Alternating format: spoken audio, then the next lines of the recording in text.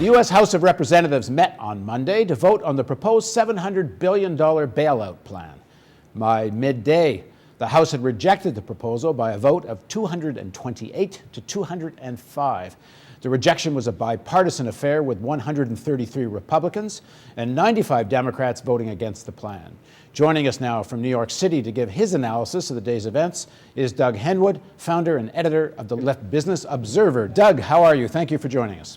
My pleasure. As the Chinese say, we live in interesting times. Or as Karl Marx said, if you want to understand the mentality of a capitalist, it's après moi le déluge. After me comes the floods, and I'll make as much money as I can before they get here. So what are we seeing, and are we heading into a financial apocalypse, as some people have been warning us? I think the risk of that is quite high. The credit system is frozen up. Banks are afraid to lend to each other. So far, the impact on the real economy of this freeze up has been minimal, modest, but I think it's going to get worse. If we start seeing a freeze up of regular lending activities, then we're going to be in a deep recession pretty soon. So this is a scary thing, and other countries that have gone into these kinds of financial crises have gotten out of them by mounting big bailouts.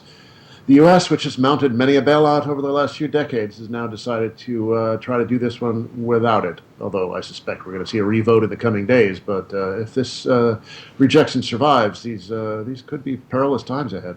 Well, the Heritage Foundation, which are the big free market advocates, supported this bill. So there's a lot of conservative forces that are behind it. Certainly, most of the Democrats are behind it. But those people that are against it seem to break into two camps. You have in the Democrats against it because there's not strong enough, it seems, public ownership, public equity in this bailout. On the Republican side, they raise constitutional issues, that Paulson will have too much power. But what's really going on here? Are they just afraid that these are people that are afraid of their constituents when they go home and try to get reelected? Yeah, well, that could be it. I mean, I can't say that the public understands these issues very well. If you look at any number of polls, they come up with completely contradictory numbers. You get strong opposition, strong support. It all depends upon how the thing is worded. So it suggests that people don't really have a deep understanding of what this is all about. I would suggest not only them. I mean, you hear the actual players doing the negotiations, and they seem as confused as anybody about what's really going on. Well, that's true. I mean, nobody really knows what's happening. I've actually worked up a little sympathy for Bernanke and Paulson in the last few weeks because everything's blowing up around them, and they don't really know what to do. This is very scary stuff.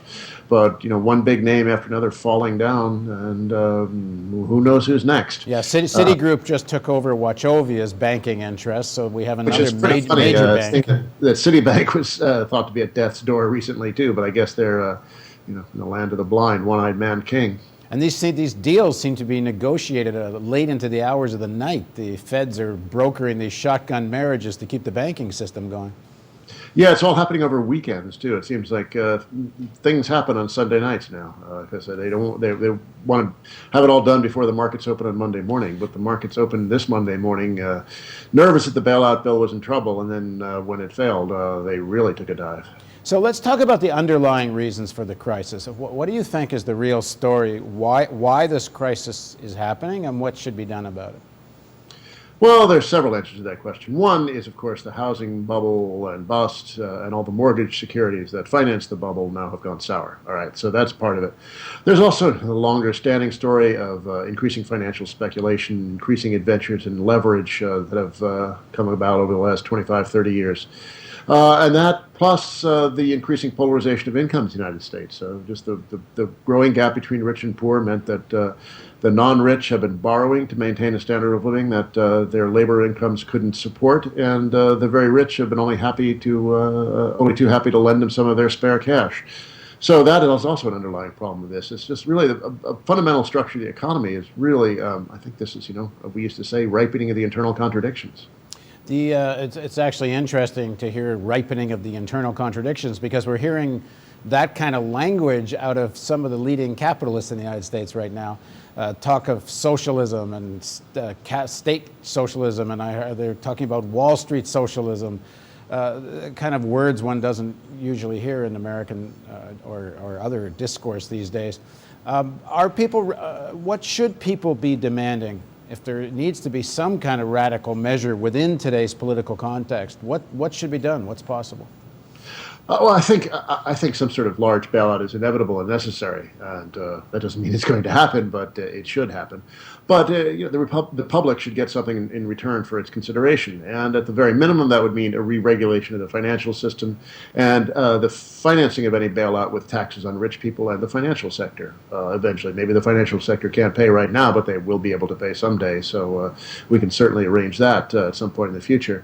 But we can also talk about creating new kinds of institutions. You can have a very tightly regulated financial system that's treated as if it were almost a public utility.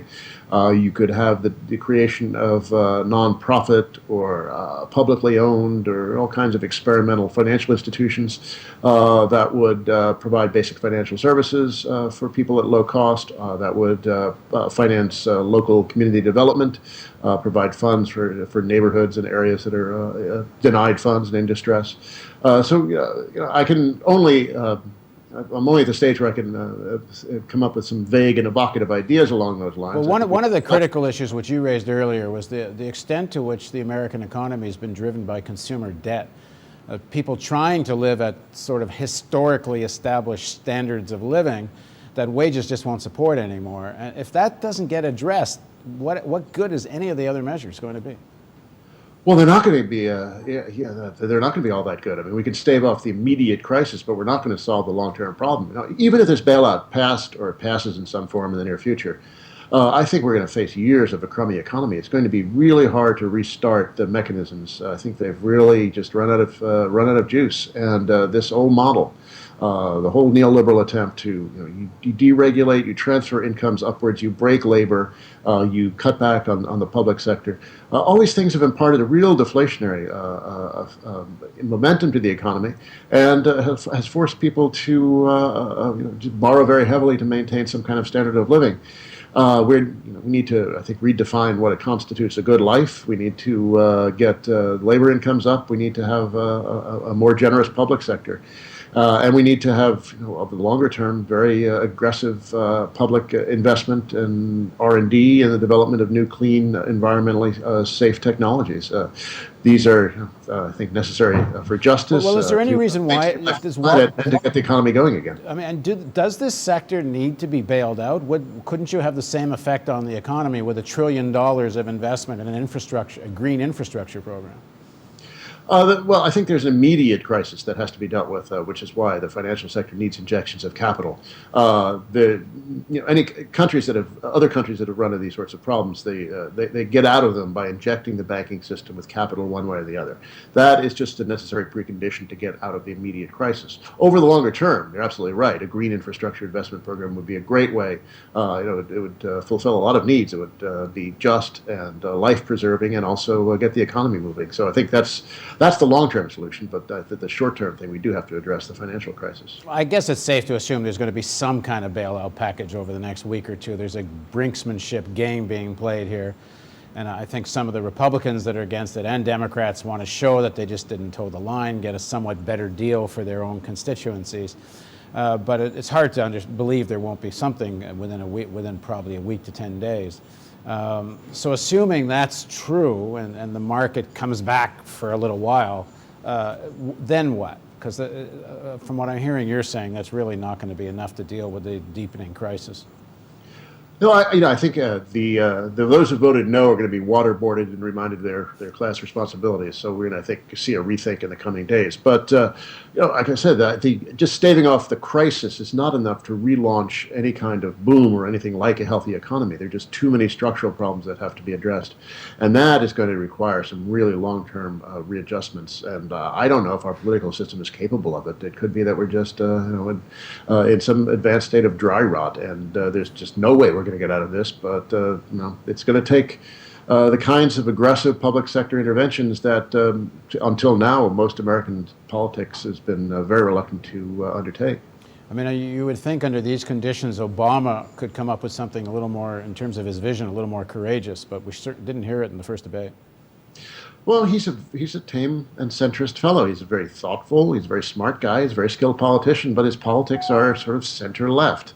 and he has a lot of support on Wall Street. So he's not going to rock the boat. Now, if things get really nasty and the political environment heats up, it's already pretty hot, but if it gets hotter, then I think we're certainly more likely to see movement out of him than out of a McCain administration. But right now, his instincts are not to do anything too bold and aggressive. One would think that what's going on right now might freak out some of the corporate support behind McCain. Do you think so? Yeah, well, I think his little trip to Washington was not very helpful. I think he's just shown that he's quite erratic and hot-headed, and I don't think that's the kind of temperament that's necessary to calm a nation in crisis and to come up with solutions to get us out of here. He's just too impetuous, too ignorant, and thinks too much with his gut. And that's really the last thing we need right now. And I think the more thoughtful members of the American elite understand that.